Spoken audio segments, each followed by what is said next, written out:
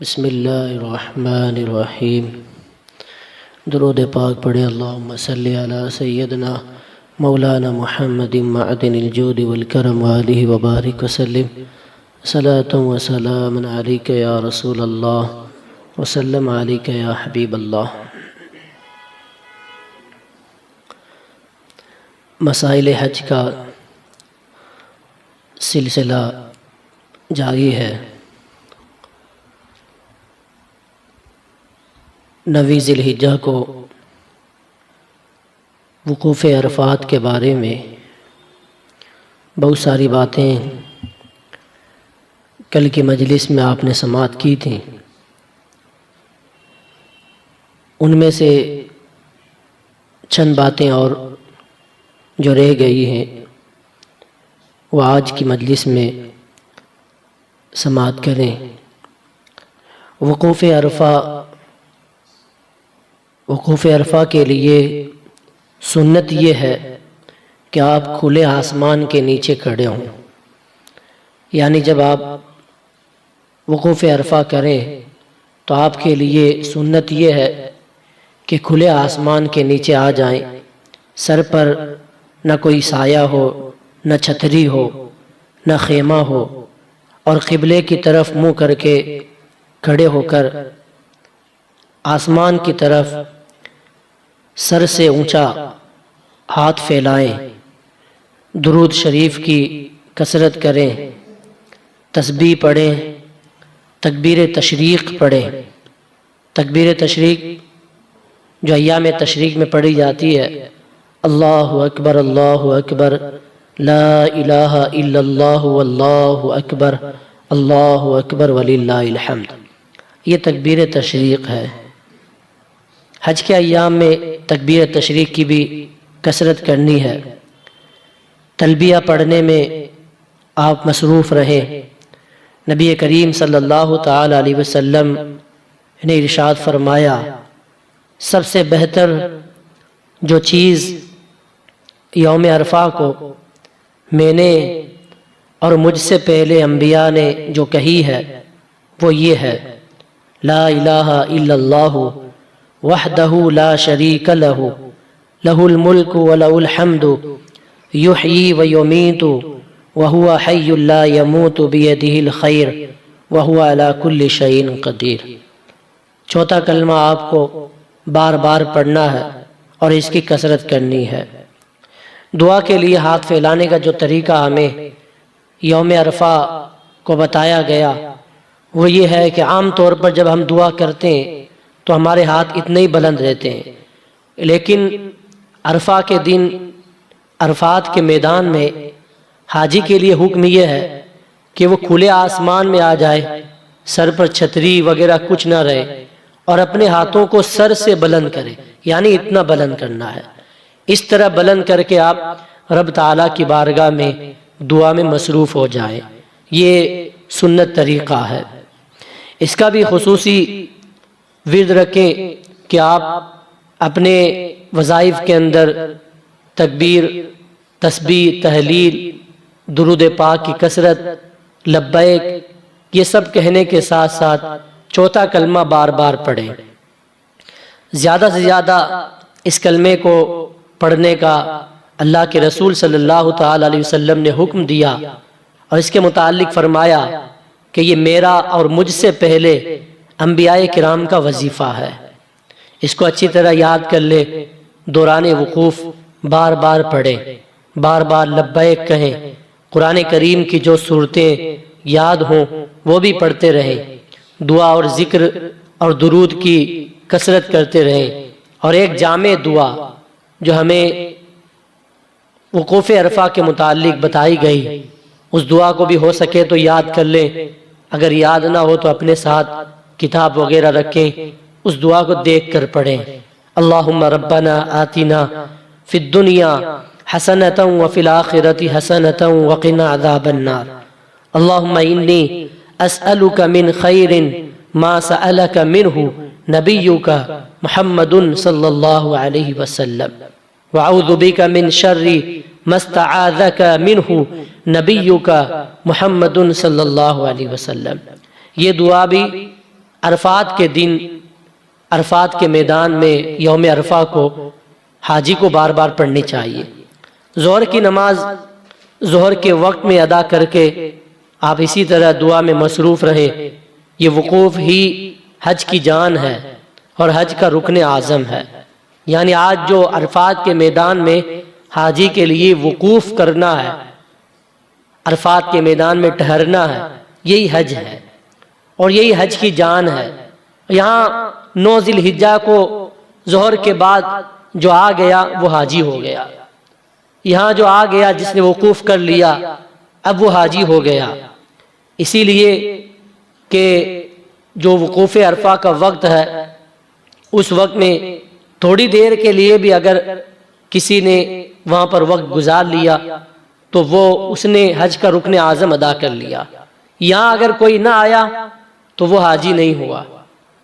اسی لیے تو جو حاجی ہیں آپ جائیں گے تو وہاں دیکھیں گے کہ وقوف عرفہ کا جو وقت ہے اس وقت میں جو مریض ہوتے ہیں ہاسپٹل میں رہتے ہیں ان کو ایمبولینس کے اندر تھوڑی دیر کے لیے بھی وہاں لایا جاتا ہے کہ تھوڑی دیر کے لیے بھی اگر وہ وہاں آ جائے، حاضری دے لے، تھوڑا وقت وہ وہاں گزار لے، اس کے بعد واپس جو ہے وہ اپنے جو ہے دیگر معاملات میں جو اس کا علاج وغیرہ جاری ہے اس میں چلا جائے تو وہ حاجی ہو جائے گا۔ کئی ایسے مریض ہوتے ہیں کہ جن کو ایمبولینس میں نہیں لایا جا سکتا تو انہیں ہیلی کاپٹر کے ذریعے لایا جاتا ہے۔ کسی طرح بھی اس وقت کے اندر اسے وہاں حاضر کیا جاتا ہے کہ آج اگر وہ حاضر نہ ہوا تو اس کا جو باقی ارکان ہیں وہ کسی کام کے نہیں ہیں۔ لیکن وقوف عرفہ جو حج کا رکن اعظم ہے وہ اسے ادا کرنا ضروری ہے۔ کیسی بھی حالت رہے، کسی بھی صورت رہے، اسے وہاں آنا ضروری ہے۔ اگر کوئی وہاں آ گیا تو وہ حاجی ہو گیا اور نہ آیا تو وہ حاجی نہیں کہلائے گا، اس کا حج صحیح نہیں ہوگا۔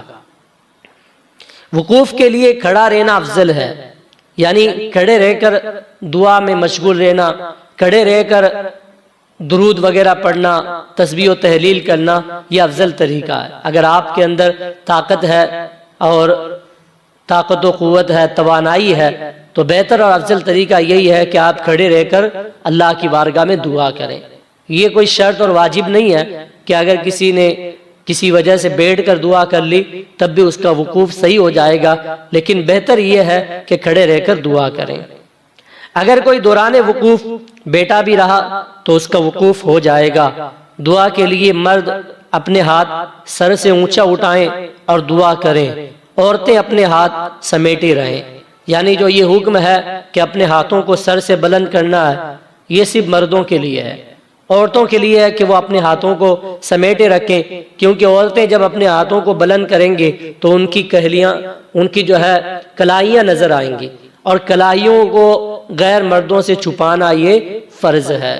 اس لیے ستر کی انہیں ستر کا لحاظ رکھنا، خیال رکھنا ہے، ستر پوشی پوری ہونی چاہیے۔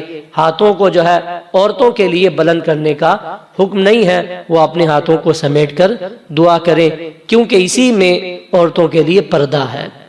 عورتیں بھی کھلے آسمان کے نیچے وقوف کریں مگر پردے کا خیال رکھیں۔ آپ جبل رحمت کے قریب ہیں یا اپنے خیمے کے قریب، جہاں کہیں بھی ہو، سچے دل سے اپنے رحیم و کریم اللہ کی طرف متوجہ ہو جائیں اور یہ تصور کریں کہ میدان قیامت میں اپنے اعمال کے حساب کے لیے اللہ قہار و جبار کے حضور حاضر ہیں، اللہ کے دربار میں حاضر ہیں، نہایت خشوع و خضوع کے ساتھ، لرزتے، کانپتے، ڈرتے، امید کرتے، آنکھیں بند کیے، گردن جھکائے، اپنے ہاتھ آسمان کی طرف اونچے کیے ہوئے تکبیر و تحلیل اور تسبیح میں مشغول ہو جائیں، لبیک پڑھیں، حمد و ذکر کی کثرت کریں، اپنے گناہوں کو یاد کر کے اللہ کی بارگاہ میں توبہ و استغفار کریں، دوران ندامت آنسو بہائیں، شرمندگی کے، ندامت کے آنسو بہائیں کہ ایک قطرہ آنسوؤں کا اگر ٹپکے تو یہ بھی دعا کی قبولیت اور سعادت کی دلیل ہے۔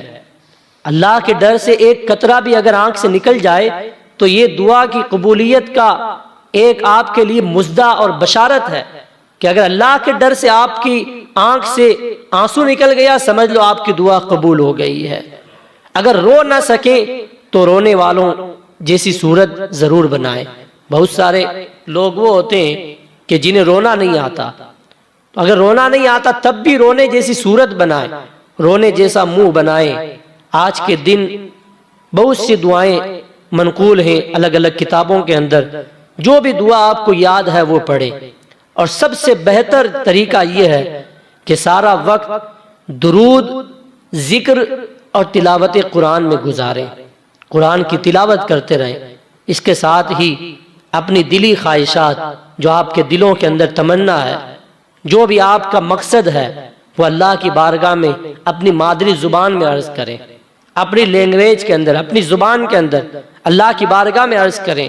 نبی رحمت صلی اللہ علیہ وسلم کا دامن پکڑیں، غوث اعظم سے وسیلہ تلاش کریں، اپنے گناہ اور اللہ تعالی کی قہاری جباری یاد کر کے لرزیں، روئیں، کانپ جائیں، یہ یقین جانتے ہوئے کہ اللہ کی مار سے کوئی بچا نہیں سکتا، اللہ کی پکڑ بہت سخت ہے۔ جب اللہ کی گرفت آتی ہے تو دنیا کی کوئی طاقت اللہ کے عذاب سے، اللہ کی گرفت سے ہمیں بچا نہیں سکتی۔ تو اللہ کی پناہ مانگیں، وہی آپ کی پناہ گاہ ہے۔ لہذا رسول اللہ صلی اللہ تعالی علیہ وسلم کا وسیلہ پیش کریں اللہ کی بارگاہ میں، اور اللہ کے عذاب سے اللہ کی پناہ مانگیں۔ حالت یہ ہو کہ کبھی اس کے غضب کو یاد کر کے روئیں، اور کبھی اس کی رحمت کی امید سے مرجایا دل نہال ہو جائے۔ یعنی اللہ کے ڈر سے رونا بھی آنا چاہیے، اور اللہ کی رحمت سے امید بھی لگانی چاہیے۔ یہ نہیں کہ میں بخشا نہیں جاؤں گا، میرے اتنے بڑے گناہ ہیں، یہ ہیں وہ ہیں۔ اپنے گناہوں کو یاد کریں، اور پھر اپنے ذہن و تصور کے اندر، اپنے خیال کے اندر یہ ذہن اور تصور اور یہ خیال لائیں کہ میرے گناہ اگرچہ کتنے ہی بڑے ہیں، رب کی رحمت سے بڑے نہیں ہیں۔ رب کی رحمت سب سے بڑی ہے، تو رب کی رحمت سے امید لگانا بھی ضروری ہے۔ نا امید ہونا یہ مومن کی شان نہیں ہے۔ ہمیں رب کی رحمت سے ہمیشہ امید لگائے رکھنا چاہیے۔ اس رحمت بھرے ماحول میں جہاں اللہ کا لطف و کرم برس رہا ہے، یوں ہی عاجزی، انکساری کے ذات اپنے لیے، اپنے والدین کے لیے، اپنے دوستوں کے لیے، ان لوگوں کے لیے جنہوں نے آپ سے دعا کی درخواست کی ہے، اپنے رب کریم و رحیم اور غفور کی بارگاہ میں التجا کریں، دعا کریں اپنے لیے اور تمام مسلمانوں کے لیے۔ جب عصر کا وقت ہو جائے تو عصر کی نماز ادا کرنے کے بعد پھر پہلے کی طرح دعا میں اور ذکر و درود میں مشغول ہو جائیں، یہاں تک کہ آفتاب ڈوب جائے اور رات کا ایک تھوڑا سا جز آ جائے، یعنی سورج ڈوب جائے اور مغرب کا تھوڑا سا وقت آپ کو نظر آ جائے۔ اب آپ کو یہ احساس ہو جائے کہ مغرب کا وقت شروع ہو گیا ہے۔ یاد رکھیں، مغرب کا وقت شروع ہونے سے پہلے عرفات کے میدان سے نکلنا جائز نہیں ہے۔ اگر کوئی نکل گیا تو اس پہ دم لازم ہو جائے گا، کفارہ آ جائے گا۔ بہت سارے لوگ اتنی جلد بازی میں ہوتے ہیں کہ وہ نکل جاتے ہیں، عصر کے بعد ہی اپنا سامان تیار کرنے لگ جاتے ہیں۔ آج اگر میدان عرفات میں دل نہ لگا تو پھر دل کہاں لگے گا؟ تو اس لیے کوئی جلد بازی نہیں کرنی ہے۔ آپ سکون اور اطمینان کے ساتھ اللہ کی بارگاہ میں دعا میں مشغول رہیں۔ جب سورج ڈوب جائے، مغرب کا وقت شروع ہو جائے، اس کے بعد جو ہے آپ وہاں سے نکلنے کی تیاری کریں۔ اکثر یہ دیکھا گیا ہے لوگوں کو کہ غروب آفتاب کے پہلے ہی اپنا سامان خیموں سے نکالنا شروع کر دیتے ہیں، بسوں میں رکھنے لگ جاتے ہیں کہ جب جیسے ہی غروب ہو جائے فوراً نکل جائیں گے، سامان نکالتے ہیں اور اپنے جو ہے بسوں کے اندر رکھنا شروع ہو جاتے ہیں۔ تو اتنی جلد بازی کرنا یہ جائز نہیں ہے، آپ ایسا ہرگز نہ کریں۔ اس وقت دعا میں، ذکر میں، درود میں، قرآن کی تلاوت میں مشغول رہنے کا وقت ہے، اور واقعی یہ بہت ہی قیمتی وقت ہے حاجیوں کے لیے۔ جب تک آفتاب ڈوبنے کا، سورج ڈوبنے کا پورا یقین نہ ہو جائے تب تک آپ کو وہاں سے ہلنا نہیں ہے۔ کیا معلوم کہ رحمت الہی کس وقت ہماری طرف متوجہ ہو جائے۔ اگر عصر کی نماز کے فوراً بعد ہی آپ نے اپنا سامان نکالنا شروع کر دیا اور اللہ کی رحمت برسنے کا وقت عصر کے بعد شروع ہوا تو آپ تو رحمت سے محروم رہ جائیں گے۔ اس لیے یہ نہ دیکھیں کہ زور سے لے کر عصر تک میں دعا کرتا رہا ہوں، چلو عصر کے بعد اپنا سامان تیار کر لیتے، کیا پتا اللہ کی رحمت کس وقت برس جائے۔ تو اللہ کی رحمت برسنے کے انتظار میں سارا وقت آپ کو عبادت کے اندر لگا دینا ہے۔ اگر آپ کے چل دینے کے بعد، وہاں سے نکلنے کے بعد اللہ کی رحمت برس گئی تو معاذ اللہ آپ کے لیے یہ خسارہ ہی خسارہ ہے، یہ آپ کے لیے محرومی کا سبب بن جائے گا کہ آپ تو میدان عرفات چھوڑ کر نکل گئے، اس کے بعد اللہ کی رحمت وہاں برسی ہے اور آپ اللہ کی رحمت سے محروم ہو جائیں گے۔ اس لیے سورج ڈوبنے سے پہلے آپ کو وہاں سے نکلنا نہیں ہے۔ اگر کوئی سورج ڈوبنے سے پہلے حدود سے نکل گیا، حدود عرفات سے نکل گیا، تو اس پہ کفارہ لازم ہو جائے گا اور اسے ایک دم دینا پڑے گا۔ جب سورج کا آخر میں یہ آگے آئے گا سب، مغرب کی نماز میدان عرفات میں نہیں پڑھنی ہے۔ مغرب کا وقت شروع ہو جائے اس وقت آپ کو نکل جانا ہے، پھر عشاء کے وقت میں مزدلفہ جا کر مغرب اور عشاء دونوں ملا کر پڑھنی ہے۔ ہاں، یہ ساری چیزیں آگے آئیں گی۔ جب سورج ڈوبنے کا پورا یقین ہو جائے تو فوراً آپ کو عرفات سے جو ہے مزدلفہ کی طرف روانہ ہو جانا ہے۔ آج آپ کو مغرب کی نماز عرفات میں ادا نہیں کرنی ہے، نہ ہی مزدلفہ میں یا راستے میں مغرب کی نماز مغرب کے وقت میں بھی نہیں پڑھنی ہے۔ اگر مزدلفہ آپ مغرب کے وقت میں پہنچ گئے تب بھی آپ کو جو ہے مغرب کے وقت میں مغرب نہیں پڑھنی ہے۔ اس دن مغرب کی نماز مغرب کے وقت میں پڑھنا حاجی کے لیے جائز نہیں ہے۔ مزدلفہ پہنچتے پہنچتے اگر مغرب کا وقت نکل جائے، عشاء کا وقت شروع ہو جائے، اب امام کے ساتھ مغرب اور عشاء پڑھیں اگر آپ کے ساتھ امام ہے، اور اگر مغرب کا وقت باقی رہے تو مغرب ہرگز نہ پڑھیں یہاں تک کہ عشاء کا وقت ہو جائے، کیونکہ اس دن یہاں نماز مغرب وقت مغرب میں پڑھنا گناہ ہے، اور اگر کسی نے پڑھ لی تو اسے عشاء کے وقت میں واپس پڑھنی ہوگی۔ اگر کسی کو یہ مسئلہ معلوم نہیں ہے اور مغرب کی نماز مغرب کے وقت میں پڑھ لی تو اب مزدلفہ پہنچ کر عشاء کے وقت میں مغرب کی نماز واپس پڑھنا اس کے لیے ضروری ہے۔ آج مزدلفہ پہنچ کر مغرب کی نماز عشاء کے وقت میں ادا کی نیت سے پڑھنا ہے، نہ کہ قضا کی نیت سے۔ کوئی یہ نہ سوچے کہ میرا مغرب کا وقت نکل گیا ہے تو اب عشاء کے وقت میں جو ہے مغرب کی قضا پڑھ لیتا۔ وہاں آپ کی قضا نہیں ہوئی ہے، یہاں تو اللہ کا حکم ہے کہ مغرب کی نماز مغرب کے وقت میں نہیں پڑھنی ہے، عشاء کے وقت میں ادا کی نیت سے پڑھنی ہے۔ یہ بھی دیکھیں اللہ کی قدرت ہے، یہ بھی اللہ کی شان ہے کہ رب تعالی کے جو احکام ہیں ان احکام کے ہم پابند ہیں۔ ہمیں یہ نہیں دیکھنا ہے کہ کیوں چھوڑنا ہے، کیوں نہیں پڑھنا ہے، کیوں قضا کرنی ہے، کیوں جو ہے مغرب کے وقت میں وہاں سے نکلنا ہے۔ بس شریعت کے اندر چوں چرا نہیں ہے، ہمارے رب کا حکم ہے، اور رب کے حبیب صلی اللہ علیہ وسلم کے جتنے احکام ہیں ان احکام پر ہم بندوں کو عمل کرنا ضروری ہے۔ ہم تو احکام کے پابند ہیں، اب ہمیں اس چیز میں نہیں جانا ہے کہ کیوں حکم ہوا، کیوں جو ہے مغرب کے وقت میں نہیں پڑھنا ہے۔ بس اللہ کا حکم ہے، اللہ کے رسول صلی اللہ تعالی علیہ وسلم نے ایسا فرمایا ہے تو حضور نے جیسا عمل کیا ہے ویسا ہی عمل ہم پر بھی کرنا ضروری ہے۔ مزدلفہ پہنچ کر جب عشاء کا وقت ہو جائے اور کوئی سنی صحیح العقیدہ امام آپ کے ساتھ ہے تو اپنی جماعت قائم کریں۔ یہ خیال رہے کہ مغرب جو آپ مزدلفہ میں پڑھیں گے تو مغرب اور عشاء کے لیے ایک ہی اذان اور ایک ہی اقامت ہے۔ جب آپ جماعت سے پڑھیں گے تو یہ نہیں کہ مغرب کے لیے الگ اذان اور عشاء کے لیے الگ اذان، پھر مغرب کی جماعت کے لیے الگ اقامت اور عشاء کی نماز کے لیے الگ اقامت ہے، بلکہ ایک اذان کہی جائے گی، اس کے بعد مغرب کی نماز پڑھیں گے آپ، فرض نماز، اور پھر عشاء کی نماز فرض مغرب کی فرض پڑھنے کے فوراً بعد پڑھنا ہے، مغرب کے بعد سنتیں ابھی نہیں پڑھنی ہیں۔ جب آپ مغرب کی نماز پڑھیں گے اقامت کے ساتھ تو فوراً ہی اسی اقامت کے ساتھ، یعنی جو مغرب کی نماز کے لیے آپ نے اقامت کہی تھی وہی اقامت عشاء کی نماز کے لیے کافی ہے۔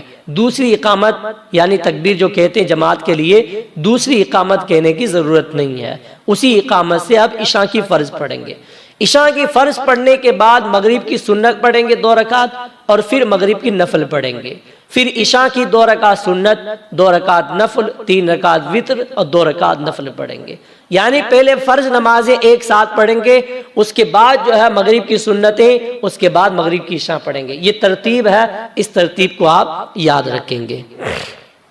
اس طرح کہ نماز کی اذان دی جائے مغرب کی نماز کے لیے اور فوراً اقامت پڑھی جائے اور مغرب کے فرض ادا کیے جائیں، پھر مغرب کا سلام پھیرتے ہی فوراً عشاء کی نماز ہوگی، عشاء کی فرض پڑھ لیں، اس کے بعد مغرب کی سنتیں، پھر عشاء کی سنتیں اور وتر پڑھیں گے۔ اگر مغرب و عشاء کے درمیان سنتیں پڑھ لی یا کوئی اور کام کر لیا اور تو ایک ہی اقامت کہی، یعنی یہ اس وقت ہے جب مغرب اور عشاء کے درمیان آپ نے کوئی بات چیت وغیرہ نہیں کی ہے یا کوئی اور دوسرا کام نہیں کیا ہے، مغرب کے بعد فوراً آپ کو عشاء کی نماز پڑھنی۔ لیکن اگر کسی نے مسئلہ معلوم نہیں تھا، مغرب کی نماز کے بعد مغرب کی سنتیں پڑھ لی یا کوئی کام کر لیا، پھر عشاء کی نماز پڑھ کے کوئی اور کام کر لیا، تو یہ جو درمیان میں سنتیں آپ نے پڑھ لی ہے مغرب کے بعد، تو اب عشاء کی نماز جب آپ پڑھیں گے تو اس کے لیے الگ سے اقامت کہی جائے گی۔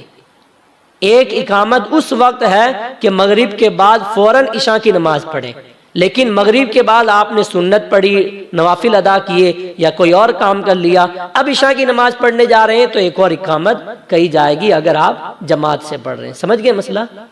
تو اگر ایک ساتھ میں پڑھیں گے دونوں کو اور دونوں کے درمیان کوئی بات چیت وغیرہ نہیں کریں گے تو ایک ہی اقامت کافی ہے۔ مزدلفہ پہنچ کر آپ کو وہاں جہاں جگہ ملے اتر جانا ہے، وہیں قیام کرنا ہے۔ یہ خیال رہے کہ کسی کو تکلیف نہ ہو۔ میں نے دیکھا ہے کہ وہاں لوگ جگہ کے لیے ایک دوسرے سے لڑائی کر لیتے ہیں، گالی گلوچ بھی کر لیتے ہیں، ایک دوسرے کو تکلیف بھی پہنچا دیتے ہیں۔ وہاں ہمیں صبر کا دامن نہیں چھوڑنا ہے۔ سب سے پہلے تو جب آپ مینا پہنچیں گے 8 ذی الحجہ کو، تو وہاں لوگ اپنی جگہ لینے کے لڑتے ہیں کہ وہاں کولر لگے ہوئے ہیں تو کولر کے سامنے مجھے جگہ مل جائے، یا جو دیوار کے پاس مجھے جگہ مل جائے، یا جہاں زیادہ ہوا آتی ہے وہاں مجھے جگہ مل جائے۔ اس طرح لوگ جگہ کے لیے لڑتے ہیں۔ آپ کو وہاں صبر کرنا ہے، آپ کھڑے رہیں کہ جب سارے لوگوں کو جگہ مل جائے، یا بآسانی آپ کو جگہ مل رہی ہے کہ جگہ خالی ہے تو آپ جا کر اپنا بیگ رکھ دیں، اپنا سامان رکھ دیں۔ لیکن جگہ کے لیے اس دن لڑنا تو ویسے بھی کوئی جائز کام نہیں ہے، کوئی اچھا کام نہیں ہے، اور وہاں حج کے ایام میں تو اور زیادہ ہمیں ان تمام چیزوں سے بچنا ہے۔ قرآن کریم میں اللہ تعالیٰ نے فرمایا وَلَا رَفَثَ وَلَا فُسُوقَ وَلَا جِدَالَ فِي الْحَجِّ، کہ حج کے موقع پر نہ ہی تمہیں کوئی لغو کام کرنا ہے، نہ ہی جنگ و جدال کرنا ہے، نہ ہی فسق و فجور والا کوئی کام کرنا ہے۔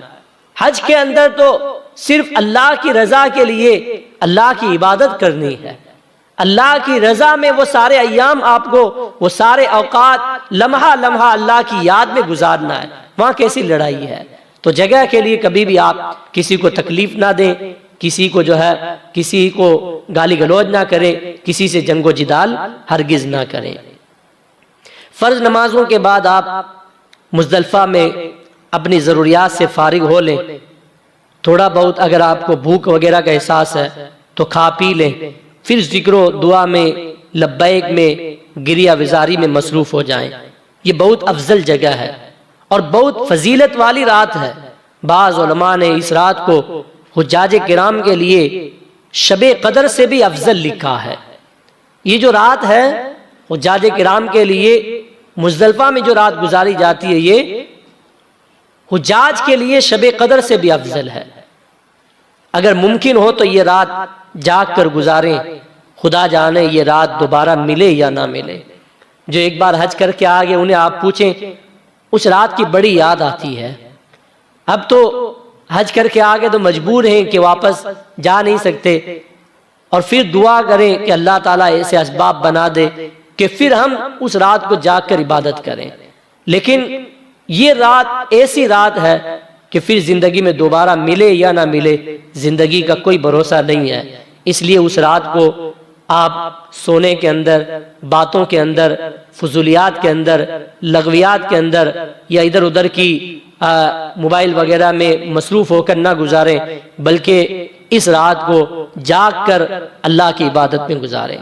یہاں آپ کو نیند بہت آئے گی، کیونکہ دن بھر آپ عرفات میں مصروف رہے، یہ تھکا دیتا ہے. آپ اپنی نیند کو دور رکھنے کی پوری کوشش کریں کہ سونے کے لیے تو اور بہت راتیں ہیں. آج تو جو تھکن ہے اس تھکن کے اندر ہی مزہ ہے. لوگ کہتے ہیں کہ تھکاوٹ نہیں ہونی چاہیے، تھکن نہیں ہونی چاہیے. میں کہتا ہوں کہ حج کے اندر اگر تھکن نہ ہوئی، حج کرنے کا احساس نہ ہوا، تو پھر وہ کیسا حج ہے؟ حج کے اندر تو جو تھکاوٹ ہوتی ہے، اس تھکاوٹ کے اندر ہی اللہ نے ایک مزہ رکھا ہے. اس تھکاوٹ کو آپ پوری زندگی محسوس کریں گے کہ جو تھکاوٹ مزدلفہ کی رات میں تھی، جو تھکاوٹ عرفات کے دن میں تھی، جو تھکاوٹ مینا کے اندر تھی، جو تھکن کا احساس وہاں ہوا تھا، ایسا احساس واپس لانے کے لیے آپ زندگی بھر ترسیں گے. تو اس تھکاوٹ کے اندر ہی اللہ نے ایک مزہ رکھا ہے. تو اپنی نیند کو دور رکھنے کی کوشش کریں. اگر نہ ہو سکے تو باوضو ہو جائیں، اور پھر بھی اگر زیادہ نیند کا غلبہ ہے تو تھوڑی دیر آپ باوضو ہو کر سو جائیں. مگر اس رات کو جو ہے ہرگز فضول باتوں میں اور دیگر فضول کاموں میں نہ گزاریں. جلد ہی اٹھنے کی کوشش کریں تاکہ صبح صادق سے پہلے ضروریات اور طہارت سے فارغ ہو لیں. آج نماز فجر بہت اندھیرے میں پڑھی جائے گی. عام طور پر ہمارے لیے نماز فجر روشنی میں پڑھنا افضل ہے. یہاں جب ہندوستان میں ہم ہیں یا حج کے ایام کے علاوہ جو ایام ہیں، تو نماز فجر کے آخری وقت میں پڑھنا، جب روشنی ہو جائے تب پڑھنا افضل ہے. احناف کے نزدیک، احناف ہیں، امام اعظم ابو حنیفہ رضی اللہ تعالیٰ عنہ کے مقلد ہیں، تو حنفیوں کے نزدیک فجر کی نماز روشنی میں، جب بالکل اندھیرا چھڑ جائے اور روشنی آ جائے، یعنی فجر کے آخری وقت میں پڑھنا افضل ہے. لیکن مزدلفہ میں اندھیرے میں پڑھنا افضل ہے، کیونکہ حاجی کے لیے آج یہی مستحب ہے. مزدلفہ میں حاجی کے لیے اندھیرے میں فجر کی نماز پڑھنا مستحب ہے. جیسے ہی صبح صادق طلوع ہو، آپ پہلے فجر کی سنتیں پڑھ لیں، پھر فرض ادا کریں. آپ کوشش یہ کریں کہ عشاء و فجر کی نمازیں تکبیر اولیٰ کے ساتھ پڑھیں، اس لیے کہ حدیث میں ہے وہ شخص جس نے نماز عشاء اور نماز فجر جماعت سے پڑھی، اس کی تکبیر اولیٰ فوت نہ ہوئی تو وہ پوری رات عبادت کا ثواب پاتا ہے. آپ نے عشاء کی نماز بھی جماعت کے ساتھ پڑھی تکبیر اولیٰ کے ساتھ، فجر کی نماز بھی آپ جماعت کے ساتھ تکبیر اولیٰ کے ساتھ پڑھیں گے تو پوری رات اللہ تعالیٰ آپ کو شب بیداری یعنی عبادت کا ثواب عطا فرماتا ہے. تو کسی طرح ثواب کمانے میں کوئی کنجوسی نہیں کرنی ہے.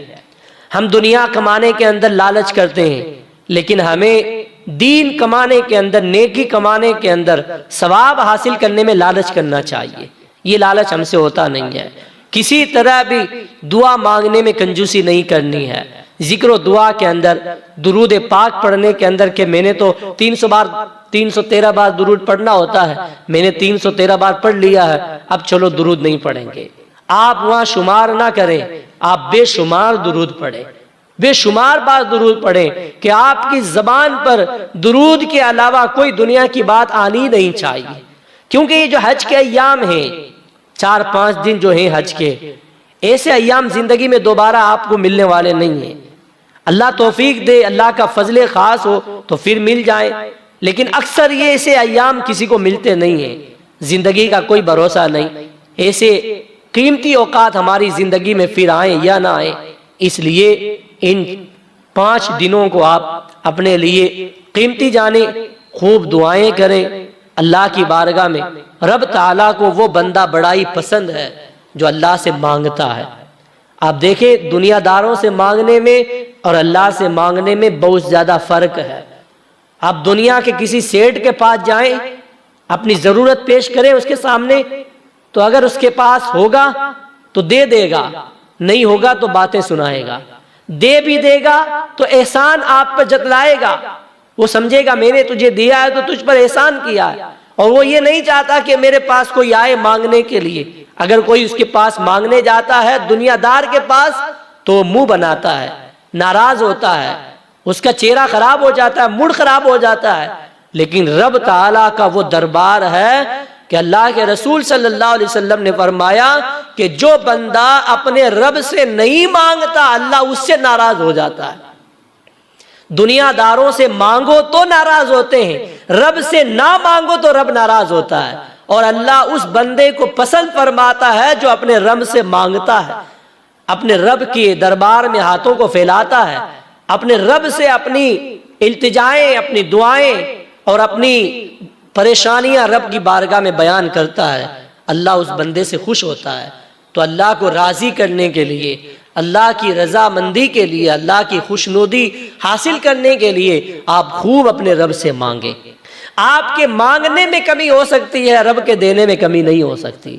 رب کے یہاں رب کے خزانے بہت ہیں، رب کے یہاں کسی چیز کی کمی نہیں ہے، اس لیے مانگنے کے اندر ہمیں کوئی کنجوسی نہیں کرنی ہے، دل کھول کر اپنے دل و جان لگا کر اللہ کی بارگاہ میں خوب دعائیں کرنی ہے۔ دعاؤں کے اندر اپنے پریشانیاں، اپنی مصیبتیں، اپنی الجھنیں رب کی بارگاہ میں بیان کریں، ذکر و دعا کے اندر مشغول رہیں، لبیک کی کثرت کریں اور درود پاک کی خوب کثرت کریں۔ اللہ تعالی ہم سب کو مسائل شریعہ پر عمل کی توفیق عطا فرمائے۔ بسم اللہ الرحمن الرحیم۔ اللہم صلی علی سیدنا و مولانا محمد معدن الجود والکرم وآلہ وبارک وسلم، صلاۃ و سلام علیک یا رسول اللہ۔ اللہم ربنا آتنا فی الدنیا حسنۃ وفی الآخرۃ حسنۃ وقنا عذاب النار وقنا عذاب القبر وقنا عذاب الحشر وقنا عذاب الدارین۔ اللہم رب ارحمہما کما ربیانی صغیرا۔ ان اللہ وملائکتہ یصلون علی النبی یا ایہا الذین آمنوا صلوا علیہ وسلموا تسلیما۔ اللہم صلی علی سیدنا ومولانا محمد معدن الجود والکرم وآلہ وبارک وسلم، صلاۃ و سلام علیک یا رسول اللہ۔ سبحان ربک رب العزۃ عما یصفون وسلام علی المرسلین والحمد للہ رب العالمین۔